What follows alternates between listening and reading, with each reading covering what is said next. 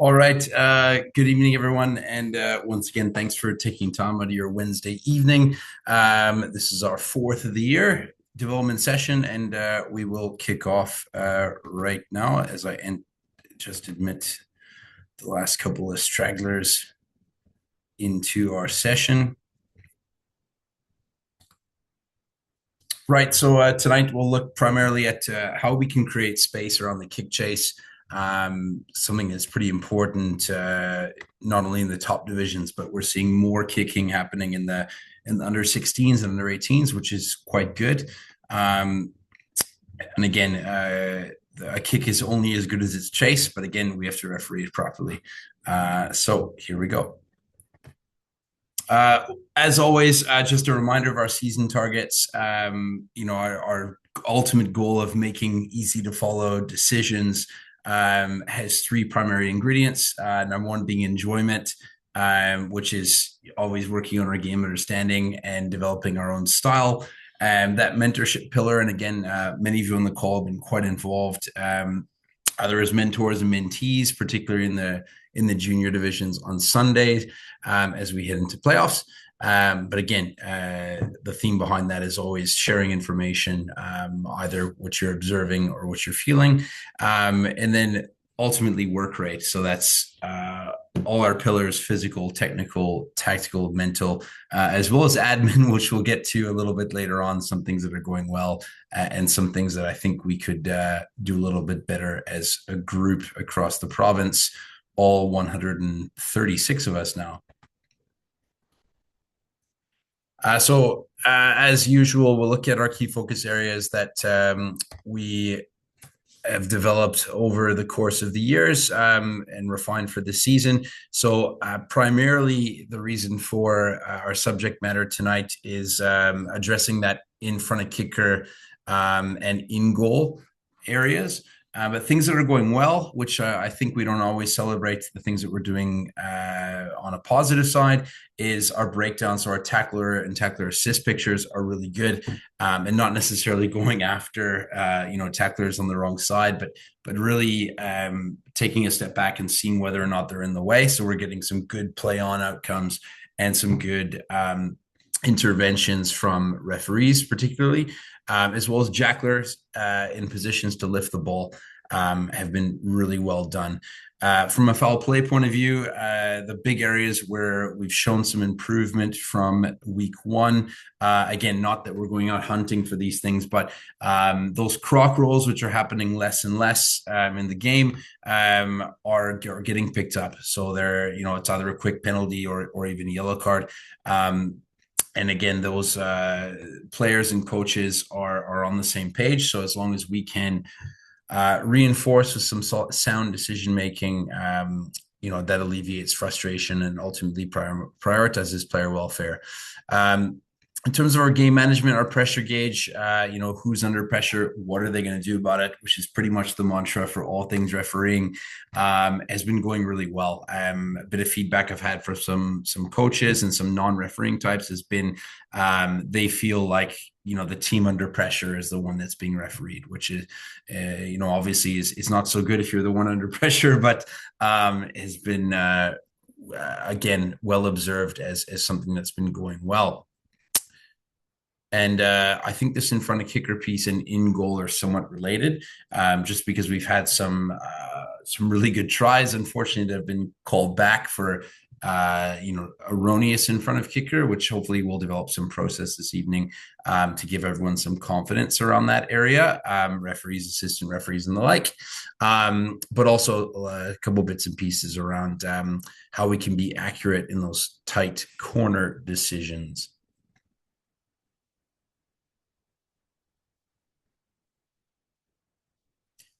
Again, our language, if again you're struggling to be able to explain yourself kind of in the heat of the moment, that's always at your disposal in our key focus areas. You can Google them: BC Rugby 25, 26 key focus areas. All of those bits of language and key wordings have been shared with the players and coaches as well. So again, the more we're on the same page, at least we understand the things that we might disagree about, which is paramount.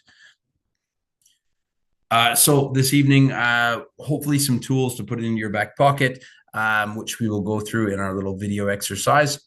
So two main themes from a kick chase point of view, recognizing the type of kick that's being put in. So whether it's a box kick, a kick from the base, from the scrum half, a pocket or deep kick. Often when someone slots in behind, the ruck to be able to exit or to kick to compete. And then our third type of kick, which is our attacking kick.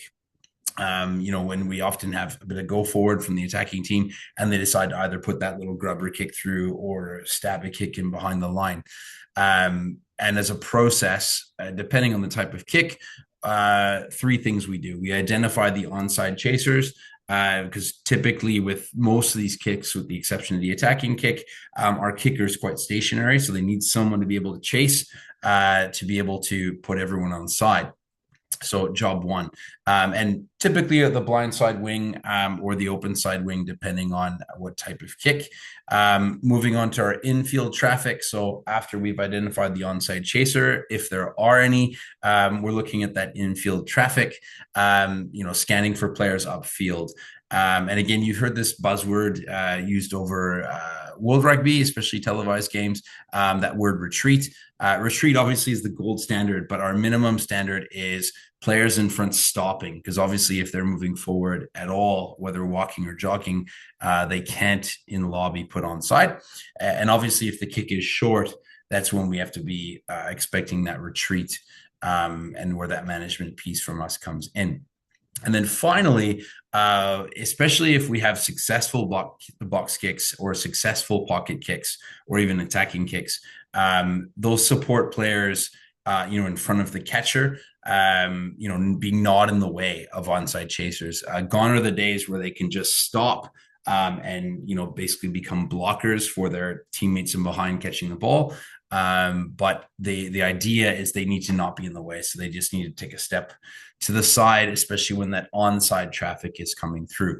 But obviously, as a priority, onside chasers first, infield traffic, and then we worry about the escorts, or for another term, support players of the receiving teams not being in the way of onside chasers. So we'll have a quick look at that just now.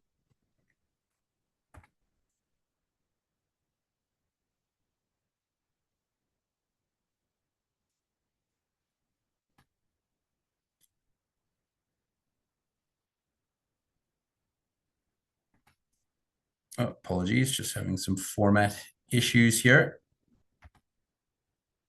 We'll come back to this in a second.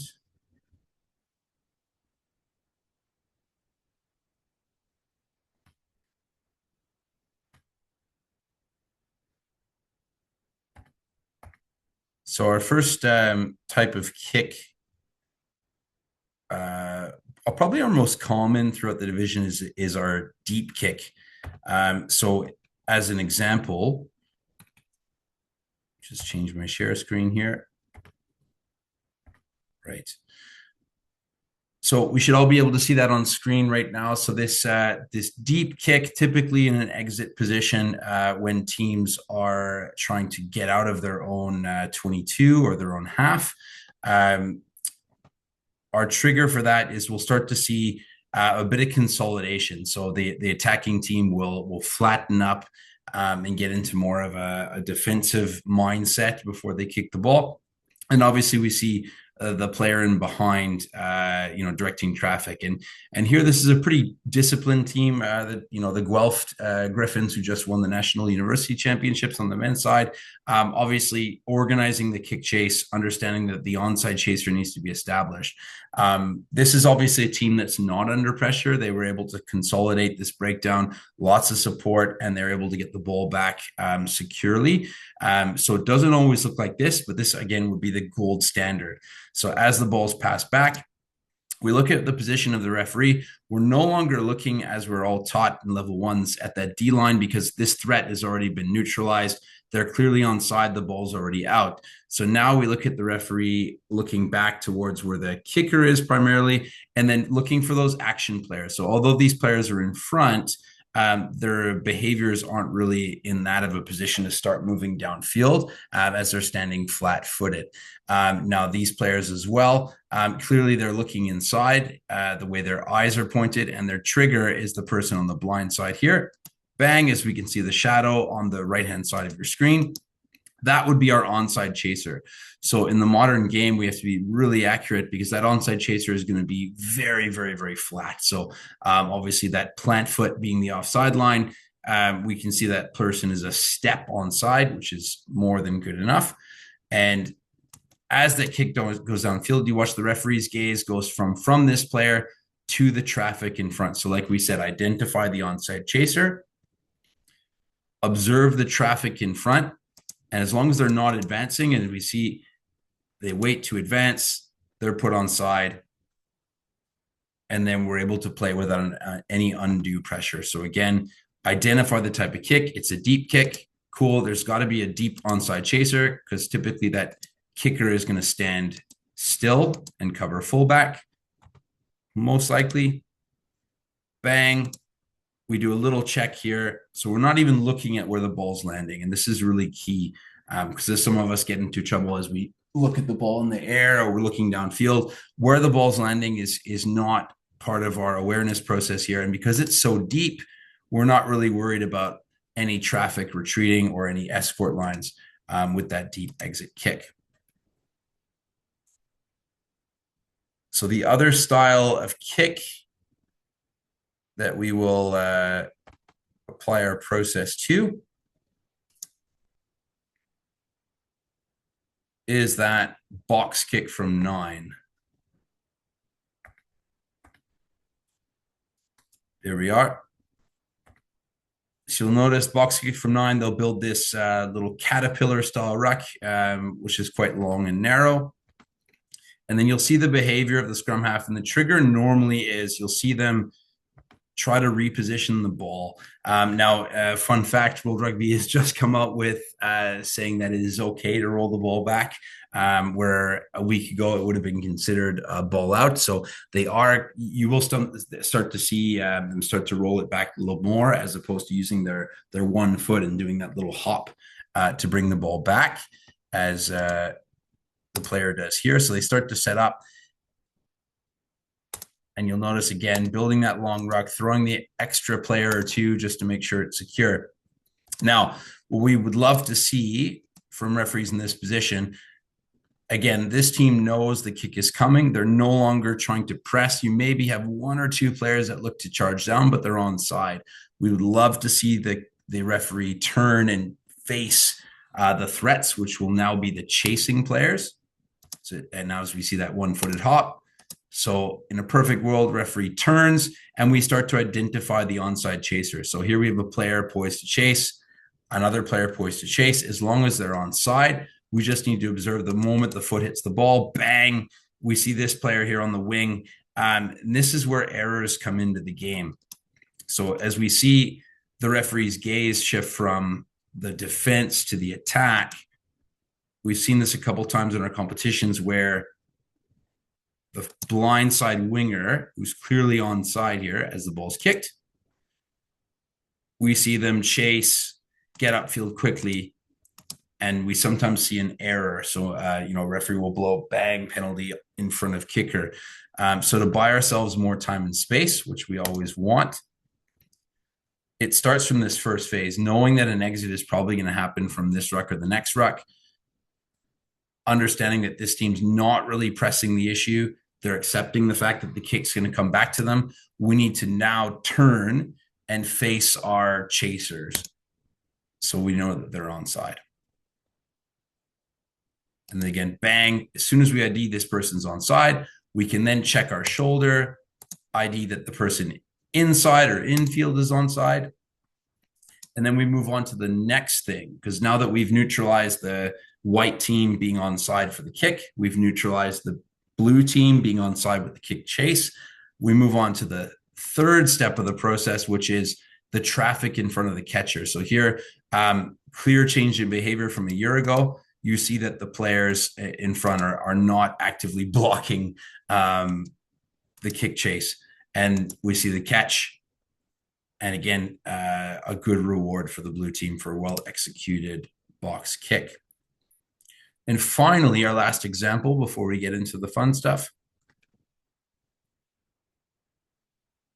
our attacking kick chase.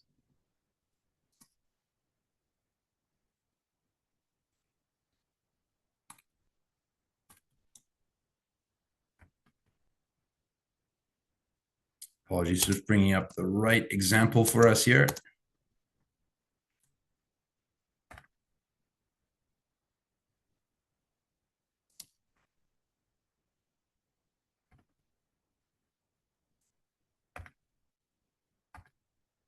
Perfect. Okay, that should be on your screen in 3, 2, 1. All right. So when we have that attacking kick chase mindset, it's usually when a team has suddenly turned themselves on the front foot. So we see that the blue teams just dropped the ball. And now we have a situation where the ball's on the ground. So we're probably going to see a kick come here. So even though the blue team are under pressure momentarily, the fact that there's just been a change of possession, the red teams had to go from one direction to the other, and we have the kick put in. If we're looking for it, it's pretty clear and obvious that the number 10 is in front of where the ball's been kicked. So they're offside. And here we see a really good, and all we need to do is identify on that attacking kick chase that the impact person closest to the ball is onside. And if they're not, we just need to get them to stop or check their run. And as we see here, bit of management for the referee, they stop. And then we get a fair race to the ball for 2 onside players.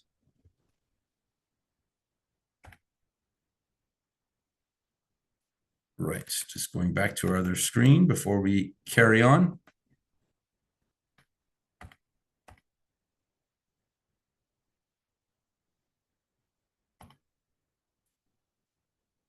Okay, so any questions, comments, concerns just around this kick chase, the types of kicks and the priorities, onside chasers, infield traffic, and support players?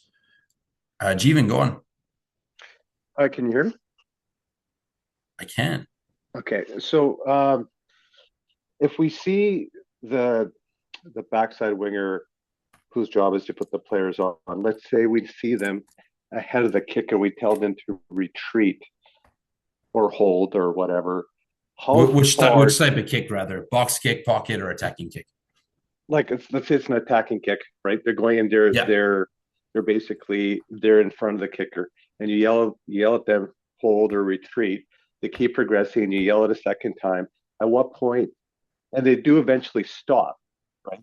But at what point do you penalize, or at what point do you say, okay, let's let it kind of play out?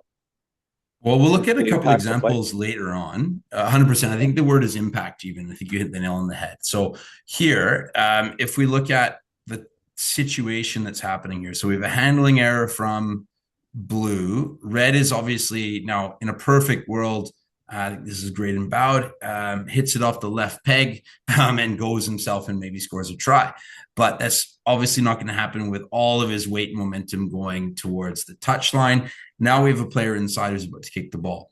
So if we say impact, the moment the ball's kicked, the player's in front, albeit slightly, but this is going to be a big moment with a race to the ball.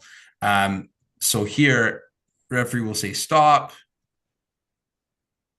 And then we get the check of the run here and see how deep the ball is, Jeevan. Here, we would say, right, is this player stopping good enough to not allow undue pressure to be put onto this number 10 who's chasing the ball back for the blue team? Now, obviously, it's different if the kick is a bit shorter, because if that kick were to land in a pile of mud and stop right here, is this extra, because we see where the player's offside here, bang, the player's offside near the 10-meter line. And eventually the player stops quite a ways up the field, almost 15, 20 meters. So if the ball lands short, even though the blue team wins the ball here, would you say there's been an impact? At this point, if the ball is where it is right now, he's not really. Here, no. But if it's where my cursor is. Oh, yeah, then definitely, yeah. 100%. And it doesn't necessarily mean them winning the race or not. The fact that the blue team picks the ball up, now we have a 2-on-1 where if the player were to have complied around here, they check their run and maybe the number 10 from red is over here, which means they're not a jackal threat. So it's just assessing, and it goes back to that first point, which can we recognize that the kick is happening? So here we have to be able to read, and you see the referee's locked in. He's like, this ball's going to get kicked, bang. And you notice he's not in a full-on sprint. Like, even though the ball's over here, the priority is right now is not going to be who's grounding the ball. The priority is this contest here. In order to make it fair, we have to make sure that this player stops, or at least checks the run because of how deep it is. Bang, eventually he complies. So basically you see it happen and unfold, you verbally communicate, then you kind of process and let it breathe, see what happens. 100%. But it all goes back to, and we've talked about this before, is how can we give ourselves enough time? So we talk about head contact process, that step 0 is identifying upright people, because if we started head contact, we're going to be limited. We might need a replay. We don't get a replay when we're refereeing the game live. So recognizing the kick is really important. So do you have a box kick coming? Do you have a pocket or deep kick coming? Or do you have an attacking kick coming? And then that will allow you to identify, all right, do I have an onside chaser? And if I do have an offside chaser, how much time and space do I have to get them to stop? Obviously, if the ball's 40, 50, 60 meters down the field, that player stopping in 10 to 15 meters is okay. But if the kick is shorter or takes a deviation and that race is a lot less, well, it's like a false start in a marathon versus a false start in a 100-meter sprint, if that makes sense. Good analogy. Thank you. Cool. No, that's a great shout. All right. Anything else on kick chase before we move on? Sweet. And we will get to have a crack at a couple of these Chris, as examples. Go on. Sorry. So at our levels, at the lower levels, where we don't have as much discipline as you showed in the university games, for the teams, is it still going to be best practice to turn away from the defense to check that onside when we don't have ARs and stuff like that? Good question. So I would say yes, as long as you've done the first job. So as long as you establish really, really good space. So if your positioning is really strong, albeit not facing the touch line, and you've seen that daylight, and that's a key word we use with our players, is if they show daylight, now we don't need to worry about them anymore. So we're turning our back, but we're not turning our periphery. You know what I mean? So we have to be able to be in a strong position where we are basically using our body to hold those kick chasers. At the same time, we're looking over our shoulder to make sure that defensive line isn't encroaching on that space. But again, being smart. If the ruck is messy, if the ball is not really secured, and you're worried that there might be a counter ruck, well, then you're not in the recognizing kick phase. You're still refereeing that breakdown. Does that make sense? Go on, Trevor. I just had an interesting one. Just want to double check. I had a team this weekend. It didn't end up being what they were asking, but they were asking about a hypothetical of a player in front of another one in goal and the kick chase, so that their short answer is still offside. You cannot be put on anywhere in goal or in the field of play. Yeah, I know. I'm just making the sure goal line isn't a magical force field of n'importe quoi. Is that right? Cool. And just back ourselves in law. And if you see that, especially a goal line exit, you just need to make sure that the team, and I usually ask them at the scrum, because it's typically from a scrum or from a line out. If you see those wingers lining up on the goal line, you just say, hey, is there an exit coming? Are you guys going to be kicking, before that set piece even happens? And they go, oh yeah, we're going to be exiting. And you just say, hey, just make sure you're behind the kicker. And sometimes they might say, well, I'm in goal. And you say, no, behind the kicker. And then if they ask why, I'll talk to you later at halftime or after the game. Sweet. And that's not necessarily reserved to divisional rugby. I've had professional players argue with me about that. But that's just a basic law areas piece where they feel that in goal no offside lines exist. That's the case for a ruck, scrum, or maul, because a ruck, scrum, or maul or a tackle can't take place in goal, but general play can. So as long as general play exists, in front of the kicker is a thing. All right. We'll get to that in a second, Jen. It's a really good question on that chasing piece when it comes to the shoulder to shoulder, which is legal, versus stepping in front of someone, which is not. Sweet. So before we get to our little video exercise, the other theme of tonight, from more of a team of three point of view, especially as we have more games and more, which is great with teams of threes beyond just the men's and women's prems. We're seeing some in under 18s games. We're seeing some in Division 1, Division 2. But often, and this is the reason for this theme, is we're getting people asking, how do I get those big touch decisions right? And again, just like refereeing, it's, are we starting our process early enough? So we will look at a couple of examples here. But effectively our process, where did the ball come from? So we have to know where the origin is, whether it's the origin phase or the origin of the kick. So are we inside the 22 or inside the defensive half, or are we outside the 22 or outside the defensive half? And then who brought it there? So whether it's passed back or whether there was a ruck or there was a scrum or whatever, those are really important bits of information to have, because I think we all know the law. Giving space. So those receivers apologies, that's the wrong slide here, but effectively we need to give space by giving ourselves 5 meters, at least 5, 6, 7, 8 meters away from the ball converging towards our touch line. And then finally, I'll simplify this. I will just change this really quickly. What we mean by giving space is we need to stop 5 meters plus away. There we are. So for you A-types out there, this has been fixed. Beautiful. So giving space, stopping 5 meters plus away, not being right on top of that, body, ball, and line conversion. And then finally, we're aware of the big picture. Now that we are 5 meters plus or even 10 meters away and we're stationary, we're aware of where the ball is, whether or not there's a hand on the ball, and whether or not there's a foot on the line, if that makes sense. So we'll look at a couple of easier examples to illustrate the point.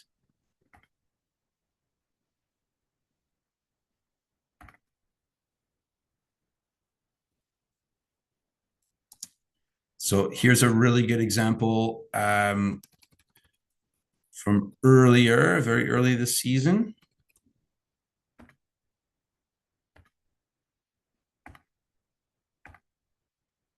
Very good. So we can see here the ball converging towards the touchline, and we can see the assistant referee already putting the brakes on, and we can see the eyes are on the line, and he's far enough away where he can see the ball and the foot. So we see eye, ball, and foot. Tackle comes in, very close, ball gone. Flag down, which is key.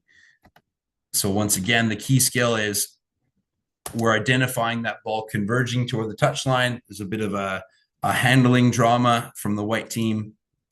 Ball goes towards the touchline. Ball released. Pretty clearly not in touch. So that's our second skill today, is just really stopping 5 meters short, or 10 meters if you have to, or even 15. It's better to be further away and have a clear view. 5 meters obviously is ideal than it is to be right on top of it. And we'll look at a couple of examples later where you will be the judge.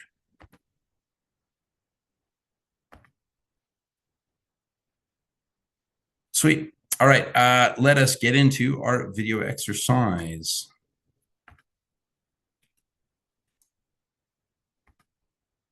Any questions on that touch process before we carry on? I should have asked.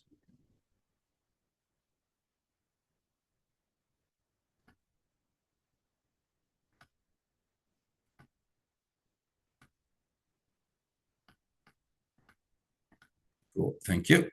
Right. So our video exercise for this evening, we'll look at 3 different things. So a couple of kick chase clips. Our primary question, and again, they'll be annotated on the video, so you don't have to memorize them. But where do we need to be and why? So not just from a referee point of view, but if you're the close side AR or if you're the far side AR, where do you need to go and why? Based on what we just discussed, recognizing the kick, the onside chasers, the infield traffic, and finally the support. Then we'll look at some big touch decision clips and 2 primary questions as a process. What does the AR need to produce the right decision? And then was the decision right? And if it's not, I'm more interested in why and why we think it's right or wrong. And then finally, our complex decisions, as we say with most things, breakdown, scrum, line out, maul, foul play, head contact, whatever, who's under pressure and what are they going to do about it? Does the pressure gauge shift? Because sometimes in a sequence of play, we can see that there's a change. And if we're on top of that, we'll know what's relevant to referee. And then finally, what is the role of all 3? So all 3 of those match officials, referee, close side AR, and far side AR. So I'll pop it into the chat if you don't already have it already. Sometimes the screen share is a little bit laggy, so you can watch each clip on your own screen if you can toggle back and forth. If you're on a PC, Alt-Tab is a nice little trick. If you're on a Mac, I can't help you.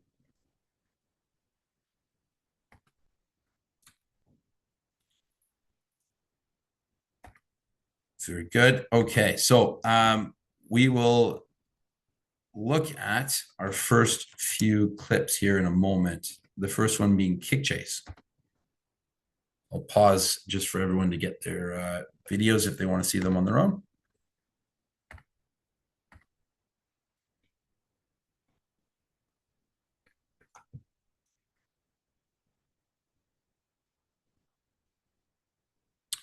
All right.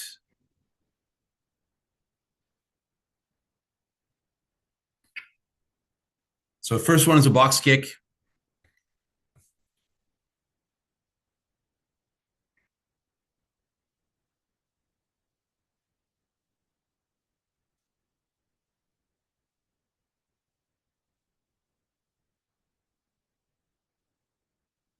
All right. So from there, if we're the referee, feel free to fire it into the chat or sing out, if you will. Once you know that that box kick is coming, where do we want to move if we're the referee here? Is there an adjustment to be made?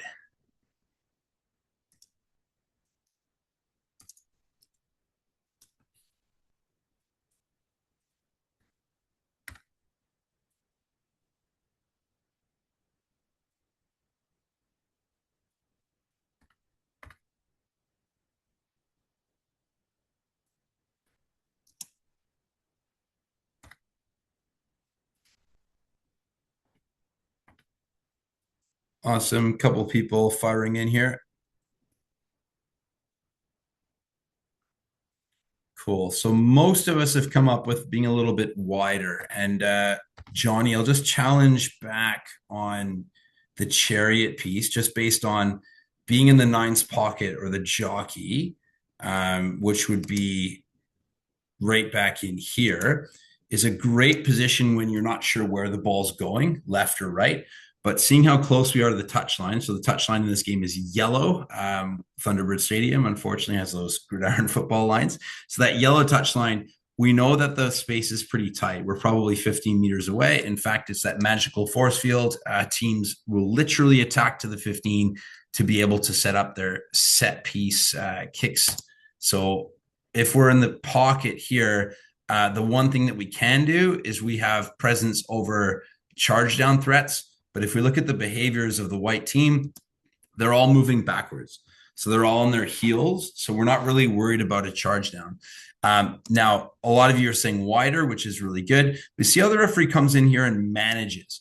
So we have to be strong in the sense that this cleaner in the blue has won the shoulder to chest battle. And this is where our game understanding really helps us and buys that extra 2 or 3 seconds. Is there any way that this white player is going to be able to win this battle here and basically get over the ball? Generally not. And you see as the blue player is able to win that battle, white player pops right up. So now would be the optimal moment to flip around and get a bit wider. But I would challenge, a lot of you already said, there's no need to actually go in this tight, because as we watch this happen, the players actually lost the battle. So we've gone in and managed unnecessarily. And that's looking at the previous phase. Just look how controlled and planned this is. We have ball carrier +2. This is exactly what the blue team wants. They win the point of contact. There's no anomaly suggesting that the white team will have any crack at this ball. This player gets moved out of the way because they're upright. So if we're out a bit wider, probably 2-3 steps to the referee's right, we already can flip around and identify the onside chaser, and that helps us move the next step quickly. So we see that there's no threat of offside chasers here, as they're all coming from behind. Then we can move on to the last step of the process, which is this player in front.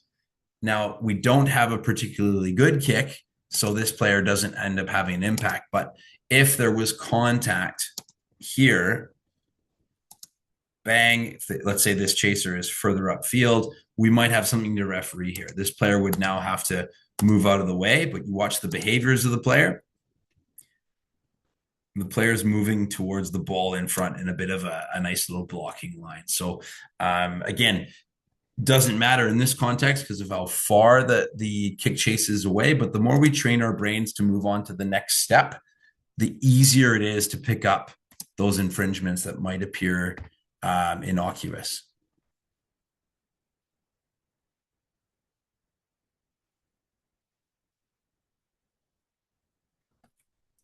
So question coming in from Rupert. So ball in line. So I got this right, facing north rather than back to white. There's almost no purpose of facing north for the moment because there's no threats here. So the reason we tell people in level ones to always face that north or where the teams are going is because that's where the offside threats are. There's absolutely no offside threat from white. The only offside threat that could happen in most games we'd have offside chasers here potentially. But facing the touchline here, we have no idea. Facing here, we're looking at something that's clearly the ball's already in the air, so there's no offside threat. So I would love to have seen the referee turn as soon as that threat is neutralized. Going back to the team of 3. So referee behavior does not change, whether you're refereeing alone or in a team of 3.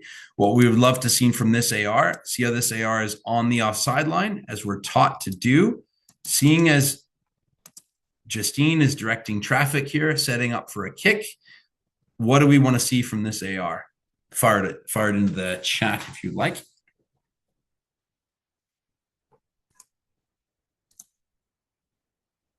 Seeing as the kick is coming.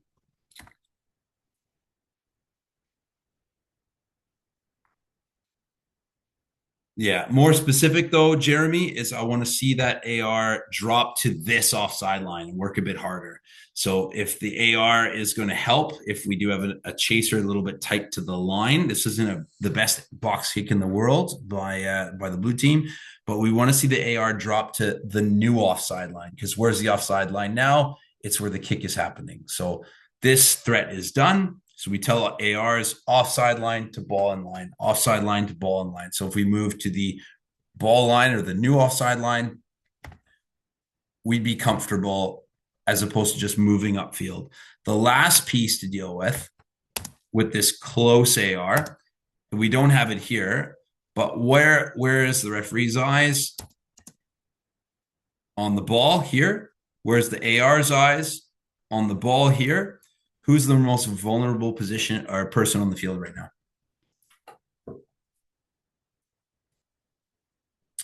100%, Peter, Tim, Sam. The kicker is the most vulnerable position on the field right now. because their legs in the air, they've got no stability. And if they just get whacked, we've got one AR who's taken off up the field. We have the referee who's watching the ball. And now you're the far side AR and you're having to deal with this from 50 meters away. So good practice would be identifying that there's going to be a box kick. Once you're satisfied with the contest being neutral and the threats being non-existent because of the amount of daylight that's here, everyone's clearly on side. This player is backing up. They're on their heels. You can see their toes are elevated. They're not going to go into this space. We need this AR to drop to the ball line. We need the far side AR to take care of this traffic here. Because if someone runs in earlier, to your point, Michael, to try and pull a fast one, that can be seen from a mile away. What we need presence for is looking after the safety of this kicker. Sweet. Jeevan, you had a hand up? Yeah, so when and I've kind of seen this during the year when I'm working by myself versus a team of three, when in that situation where the there's a kick coming, but you anticipate that there's going to be pressure on the kicker. I see myself after the kick is made, just waiting 1 or 2 seconds to make sure there's no late hit on that kicker before I turn and go. But I guess that what that does is that creates a bit of a time lag of not being able to see that player flat trying to put everyone on side. So it's kind of finding sometimes, as Peter mentioned, a bit of a balancing act. Well, it is, but that's where we have to, even if we're by ourselves, we have to referee the other people out of the game. So we have to identify where the threats are. So now there's no threat from white being offside. As soon as we scan, if we're already turned around, we see that there's no threat from blue being offside. Then we move on to the next job. The next job is looking after the kicker. Once we realize that this player is not going to clatter the kicker, now we can move on upfield. It's an extra half second. And that ball's in the air for so long, especially, Justine's probably one of the better box kickers in the country, but this is 1 Mississippi, 2 Mississippi, 3 Mississippi, 4 Mississippi. In 4 seconds, most of us can cover 15 meters. So we're not really worried about that lag time, whether we're alone or not. But if we are in a team of 3, let's move on. So we're here. We don't have a threat here. We need to move on to this threat.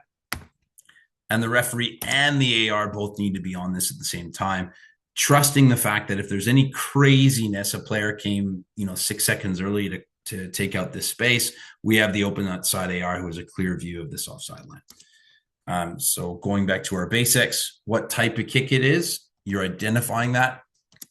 Where are the onside chasers? Where's the midfield traffic? Will help us see what's relevant. Okay, so on the back of that,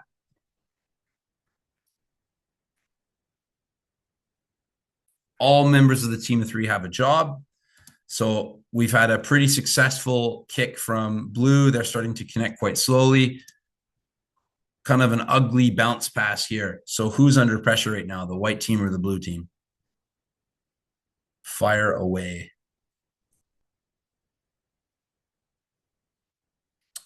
Nice. So white team under pressure. Basically the fullback catching the ball with all of her team in front of her, literally, decides to uncork a kick.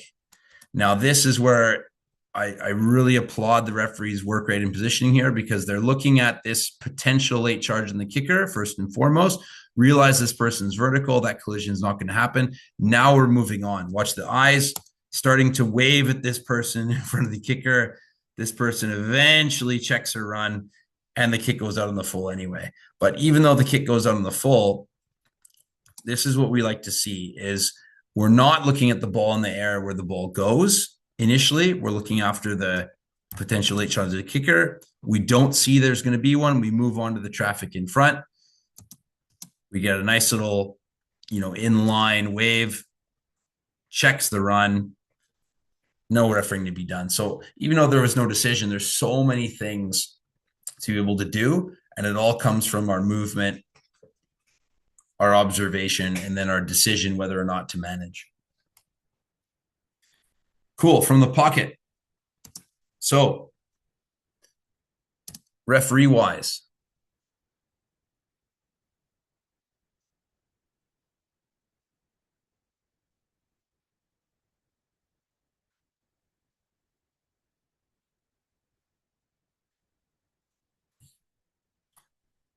Anything differently that you would do positionally from a refereeing point of view? Feel free to fire away or put it in the chat.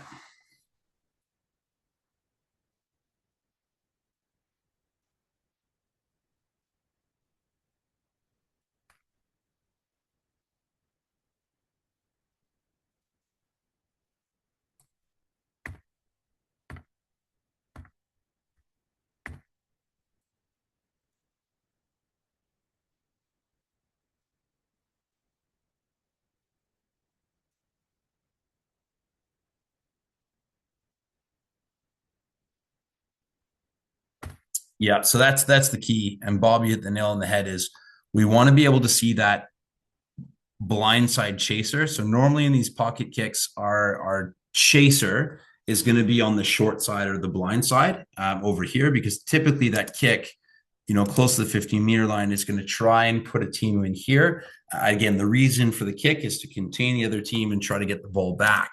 So here we have to have the confidence. Now we have a bit of a contest on here, but even from this position, if we're able to flip around and basically face the kicker, seeing that the ball's and then instead of facing this way, we're facing the kicker. We're able to have a look over our right shoulder and see where this onside chaser is or isn't.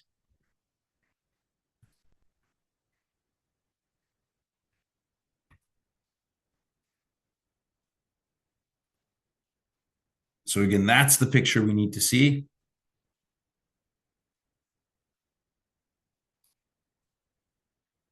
But the key is if that onside chaser is there, which we'll assume they are, we now need to scan the people in field, and we see they immediately start advancing up the field. Now, we're not saying penalize the blue team here, but if we move on from the kicker, seeing that they're no longer under pressure, we can now check over both shoulders and use our body language to get them to check their run and stop. And that could be a difference between them being here now as opposed to being up here. So this player is onside. They were the onside chaser, no problem. But these players here can't be put onside if they're moving forward. If we're the close side AR here, we need to be lining up with that kick where it's going to take place. So we need to bounce back. We're doing two things at once. We're looking after the safety of the kicker, and we're making sure there's an onside chaser. You're the far side AR. You're seeing the traffic in front. And if you see this behavior, they just start jogging upfield, particularly the people from right inside the ruck. Watch the forwards here.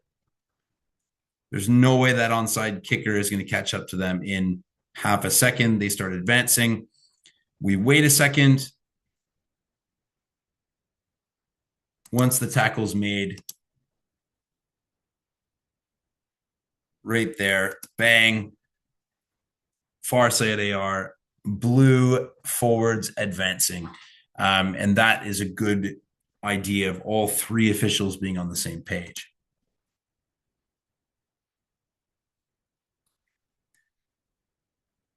And again, sometimes, and Bob asked the question, kicks going out on the full. Yeah, we don't have to referee the offside lines once they go out on the full, but we can still create space for the rest of the game by managing in downtime. So here we see a pocket kick under pressure from the white team.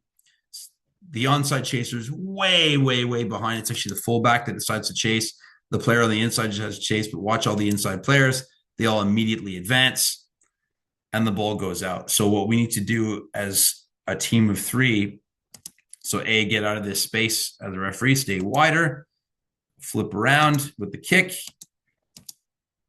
communicate with all these people to stop, and don't worry about the flight of the ball, because we see the referees now looking at the flight of the ball. Don't worry about that. Ball's gone out. Then you can shoulder check. Okay, the flag's in the air.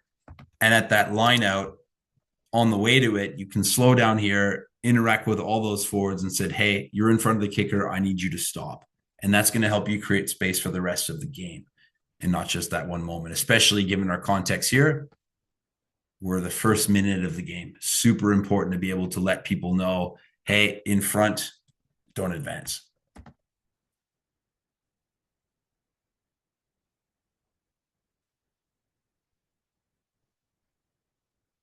Sweet. Yeah, and Rupert, I think Christine answered your question. It's where the player was offside. Or, of course, where the ball was kicked is a scrum option, which on a deep kick could be a thing, but on a shallower kick, you typically choose the scrum.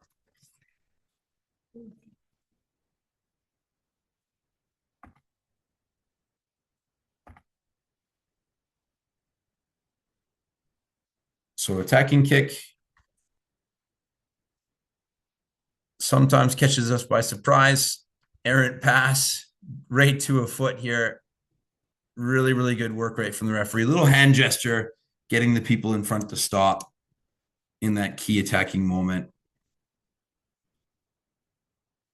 Ends up in a very interesting carried back situation. But again, the refereeing starts here. Once you notice there's pressure on the edge, we have a 1, 2, 3, 4 on 1. Ball doesn't go to hand. You see the kick coming, scan that infield traffic, bang. On those attacking kicks. Another thing you might see on an attacking kick here, especially as the blue team work the ball around the corner, a bit of a bounce pass. They're going to try and do something different to break the line. Misses a tackle. Kick comes through. Our priority has to be the kicker here. Bang, they get lit up off the ball. So this is really good awareness from the referee, noticing that I'm going to stop running. I'm going to not look at where the ball is. Bang. Kicker gets hit late. And really, really good awareness from all three match officials. Obviously, you're on the close side. You're doing the same thing as the referee. You're looking after the kicker. The far side person, you've got a big picture, our camera view. Where does that ball land? Bang. It lands on the 22. That's where our mark is for late charge on the kicker. Super important because I know the ball caroms and bounces into the in goal, but we can see it clearly bounces on the first time here. That's where our mark is for the penalty on the late charge on the kicker. If we were not paying attention on this side of the touch line, we might have seen the ball bounce here. Bang, that's on the 5-meter line. Very big difference between giving a penalty on the 22 and giving a penalty on the 5. And again, law knowledge is one thing, but we have to start refereeing this process. As soon as we see this tackle bust, under a bit of pressure, bang, tackle bust, we have to see that, right, they've got one option is to kick. Now we're looking at that kicker. Okay, quickly on big touch decisions, being conscious of time. Again, can't stretch this enough. Giving ourselves time and space. Looking how close the assistant referee is. Basically right in line with the ball. Big moment in the game. Ball in hand. Ball released. Tight decision, but not in touch. You can see a space between the foot and the touch line. And what could have been a continuation of play right beyond the goal line is the flag in the air. So again, ball converging, stop here. And then we can clearly see that the ball's gone. Similar example, slightly happier outcome. Referee gets caught in tight. Now, good instinct to move back toward away from the touchline to give space, but ideally we just stop here. So as we see the ball converge, put the brakes on. No need to go any closer.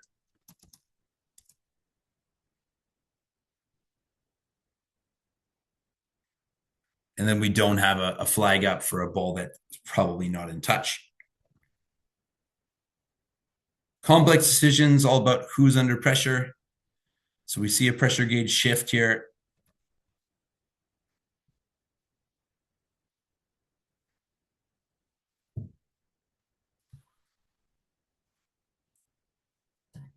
Orange team under a little bit of defensive pressure here. Good connectivity from the blue team. Kicker a little bit flat. Decides to put the ball on the right leg. Immediately scanning to see, right, they're under a bit of pressure, but we have an onside chaser. They're here. The onside chaser getting upfield. We're now making sure that the person in front doesn't block. They try to, but they fail, and we're up the field.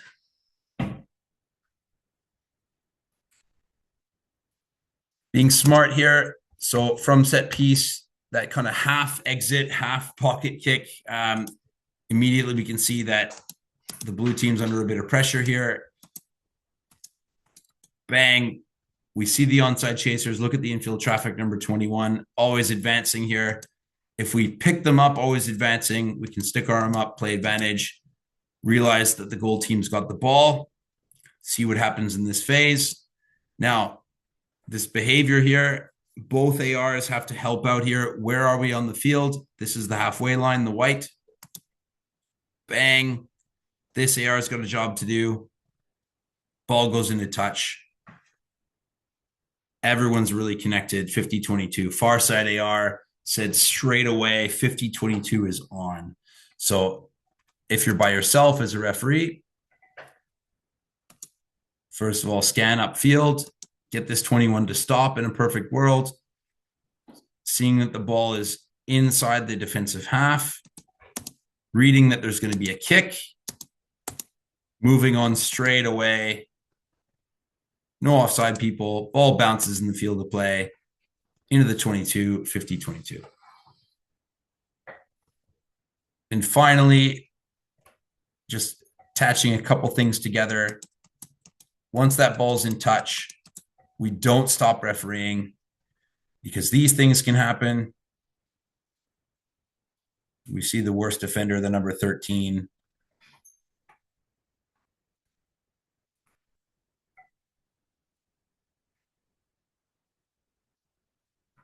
Throws his man into the fence. Big moments. So we don't stop refereeing when the ball's in touch. So we're already 2 minutes to our closing time. Just a couple of admin pieces to highlight. And all these materials are in your back pocket.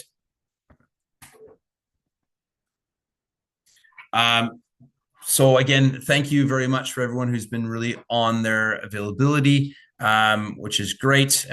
Please keep it up to date. And when there are changes, please email Phil at that email address you have, bcrugbyreferees@gmail.com. There are 90 games a weekend now, so it's really important we're on top of that. If you're not aware of how the monthly appointment process works, you have the links to that. It's in our season guide. It's in this PDF as well. Score reporting, it hasn't been going very well in the last couple of weeks. So please, immediately after game, the best way, Sport Loma Game Management app, and it is called that, Sport Loma Game Management app for iPhone or Android. You can create a login using your email that you use for registration, and you pop in the score for each team, the number of tries. That's all we need. Again, card reporting, we do have a new form. It takes a lot less time to fill in. Some of us have still been sending in those old Excel versions. So please, those are on the website. You can Google it, BC Rugby yellow or red card form. Please get them in. We have had an increase of foul play this year. The more accurate and timely those reports are, obviously the data gets in, the hearings get done properly, and we don't have to chase that information down. Age grade law variations, couple of reminders, even though it's playoffs coming up next week, 14, 16s, 18s are always rolling subs as per the national law variations. One amendment, U18s, which typically is 235 minutes. In terms of time, they're 230 minutes each way, just so that there's time for extra time, as age grade players cannot play longer than 70 minutes a day. Again, this has been emailed to you all, but our tie-breaking procedure for junior competitions, you play 5 minutes, first score of any kind, drop goal, penalty goal, try, ends the game, otherwise known as sudden death in old speak. If there is no scoring team after the first 5, you play another 5, same thing. If the score remains tied, then we go to that count back. Most tries, most converted tries, most penalty goals, most drop goals, team that scored first. And if we have a 0-0 draw, we have the toss of a coin, which I don't think has ever happened in the history of sport. what's been going really well from a refereeing point of view is that playing enclosure clarity. So knowing that where teams are going to be, our minimum standard. Let's get teams on the same side of the field before the game if we can, even though some places might have their boxes erased from all the rain. On Coach Logic, please keep it going. You can create your login ID and then get in onto the discussion and all the clips by hitting @referees or at any of us, really. And again, there are how-to videos on how to create clips. It's pretty intuitive once you get on there. It's our tool. We may as well use it. Great. We'll take a couple questions, but for those of you who have to head off, it is 8:01. Thank you so much for your time and enjoy the rugby this weekend. Chris, I do have one, if I can, just an unashamed plea for anyone who might suddenly become available this weekend. We have quite a few junior playoff games where we don't have referees at the moment because of changes in availability of some people and other reasons. But if anybody can do a game on Sunday that they can suddenly do it, please get in touch. Thank you.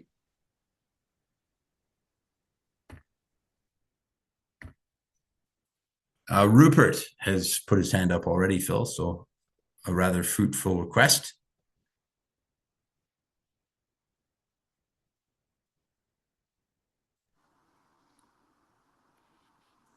Cool. Any more? Yeah, I have a quick question, Chris. Go on, Johnny. Yeah, it's kind of a little off topic, but it's kind of what we're talking about within reason for touch and kicking. I'm under the impression in terms of like when we're kick and it's in play, the touch, the playing of touch. I'm under the impression kick when the field of play and the ball goes out, it must actually go out whether for it to cross the plane, right? Because what I'm trying to get at is there's been once or twice it's been windy, they're in play, they're behind their 22, they kick the ball. It looks like it could be on the plane to touch, but then it goes back in the field of play. My impression is because it did not bounce out of bounds, it's still in play. Yeah, it's got to either hit the ground in touch or hit an object. So the law actually says quite specifically, if the ball goes over the plane of touch, so it's in the air, it can go 15, 20, 30 meters into touch without touching anything. It can blow back and it's play on. The same principle applies for the ball getting kicked on a kickoff, reaching 10 meters and getting blown back. That would be an exception. The law says that's play on. So it's basically always play on unless it touches an object on the other side. But I'm under the impression that when it's actually a penalty, if the ball crosses same thing, touch, no change. If you've kicked a penalty from inside your own 22 and you couldn't get the ball into touch and it's blown back, even if it has crossed the plane, the ball's not in touch. Because the law is quite simple in that sense. For once, if a ball is kicked, and this could be in general play, from a restart, from a penalty kick, if the ball has gone over the plane of touch but hasn't touched anything, a tree branch, a person, the ground, and it's blown back, it's play on. Thank you. No worries. I've heard a lot of kickers who have missed touch complain about that, and I've said, I'm sorry, I empathize, but it's play on. Very good. All right, a couple more hands in the air. I can only see that there are two. Let's see. Rupert and Jen. Rupert, were you talking about Phil's thing? No. Something on Saturday. Midfield collision. The two centers are trying to get the ball off the guy, but they're moving forward steadily up the ground, up the way. They haven't got into a maul situation where you'd call maul as in you can't then dump him. But then the scrum half, the defending scrum half, comes from the attacking side in and latches on the ball. So I give a penalty for him coming from the wrong side. The other the captain says, but you hadn't called maul, therefore it's just a tackle, therefore there's no offside line. And I was like, ooh. So it's actually a nothing. That's the troubling thing is it's not a tackle because there's no knees on the ground, right? Correct. It's not a maul because you don't have a ball carrier, a defender, and a teammate of the ball carrier. So because you need at least a ball carrier, a support player, and a In defender this for a case, in maul. this case, we did. A teammate had joined, so it A was like teammate from the ball carrying side. the ball carrying side. So there was two defenders and two attackers moving pretty steadily up the way there. But I hadn't called maul because, and this is the basis of the question, is like we've got in the habit of when it goes static, then we sort of say that's a maul, and we tell everybody that's a Yeah. maul. But now we're sort of teaching people that unless you say it's a maul, it's not a maul. I mean, it sounds really dynamic, Rupert. So Yeah, I it would was. say I wouldn't consider it a mole, but if it's clearly a mole and you just haven't said it yet. So I tell referees all the time, don't speak too early if it's dynamic, because let's say the second you say mole, it becomes a tackle. Now Yes, they're going to say, exactly, well, they've exactly collapsed. that. Exactly Yeah, that. no, Because I thought they were yeah, going to go to ground any time, but then this guy but comes they from this didn't. really odd angle that you never see people join from, and he Yeah, came in from that side and latched on, and I was like, but you can't come in from that side. So I gave a yeah, penalty yeah. Give because penalty, side entry the mole, and just say right, especially if it's not dynamic enough to say that there was no binding. If it was yeah, clearly a mole and you just haven't said mole yet, well, that's on them for joining from the wrong side. that's kind of exact. Okay, thank you, thank you. Mm-hmm. But yeah, I mean, we'd have to see it in any case. But I would say, yeah, especially if it's clear and dynamic, and the other team like goes from the wrong side, and they're under a bit of pressure. I think, yeah, blowing the penalty is probably easy. If it's neutral, you could probably play on, but it depends on the picture. Yeah, but and to my mind, it was definitely it was one of those like it looks really odd there from blowing. You know, it's like this is Yeah. weird. But we are teaching people that it's not a maul unless the referee's just called a maul. If you sort of mean that seems to be where people are at. Yeah, I wouldn't. I would say if I'm a defense coach, I would teach them that. And when we're talking about ripping the ball, Yeah, I would never tell anyone to go join from the wrong side unless they know that they're going to get away with it. right. Yeah. Yeah, because there's nothing in law that says we have to say mole. It says we should say mole, but a mole is clearly defined by a ball carrier, a teammate, and one defender. You don't even need two defenders. Right. And once you have that established, now it also says they all have to be held. So if it's dynamic and if it's moving the whole time, you could consider it a general play. Yeah. Thank you. Yeah. Yeah. So It was again, complicated. my only caveat was I would have to see it, and then if it's boom, boom, boom, and the player's being clever, do you have to be right?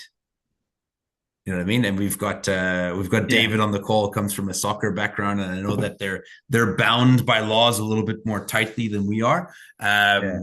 But yeah, I would say but even still, the best like football, soccer, basketball officials in the world are the ones that find that gray area and embrace it. So if you have an opportunity to look at it again and go right, did that player have an impact? Now, if they've stolen the ball and are running down the field, Well, it's a different he thing. latched straight on, and it totally changed the whole picture of that contest. Yeah, he probably stopped it, right? He killed it effectively. Yeah, exactly. Yeah. And it was just one of those ones where he just sort of like it was so odd. It was so like 99.9% of players would not have entered from there. Yeah.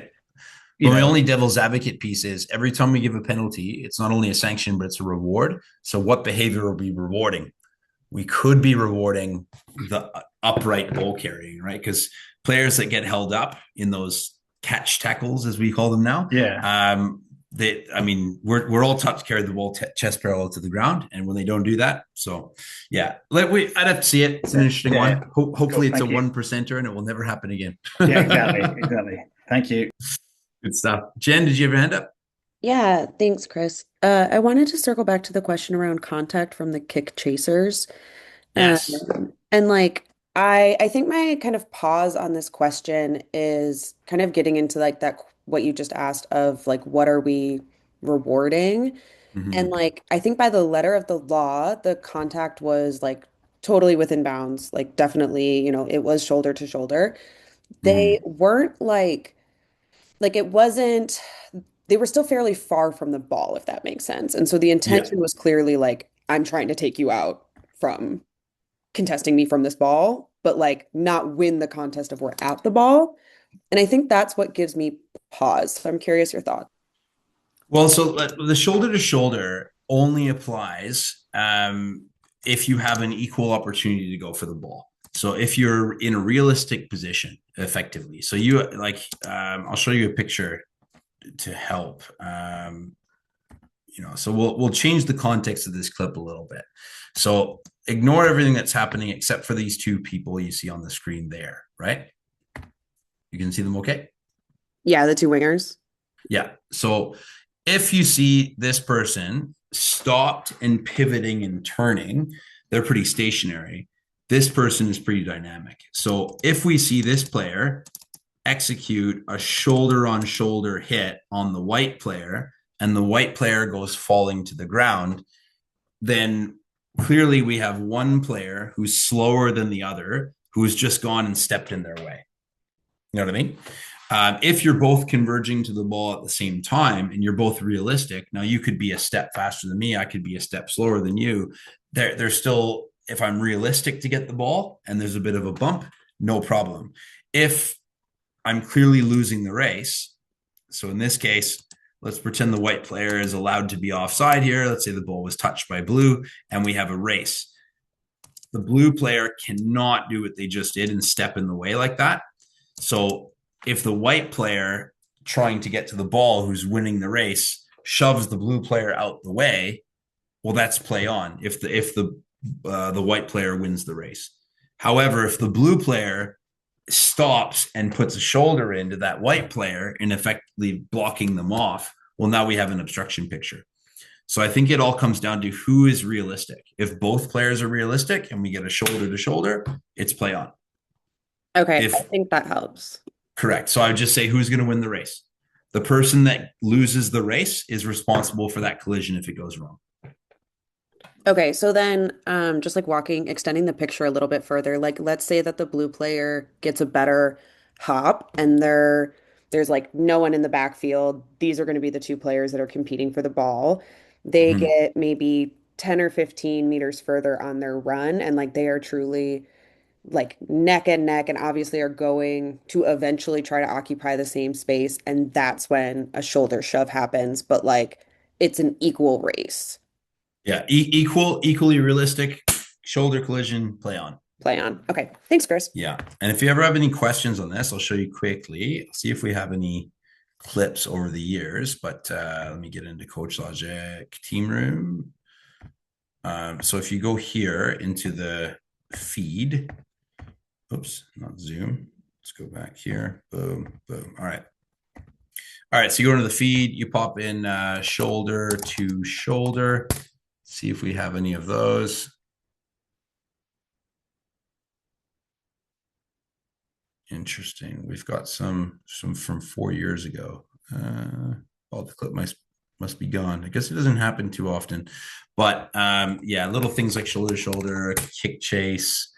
If you pop it in, you sometimes might see some examples. Oh, here's an example of not shoulder to shoulder. I really like this clip from a while back. Boom. So this is actually quite a good example of that, of like the white player's defense here was, oh, I'm turning to go chase the ball, but you watch they deviate across the field, take out the chaser. So all comes down to who's realistic.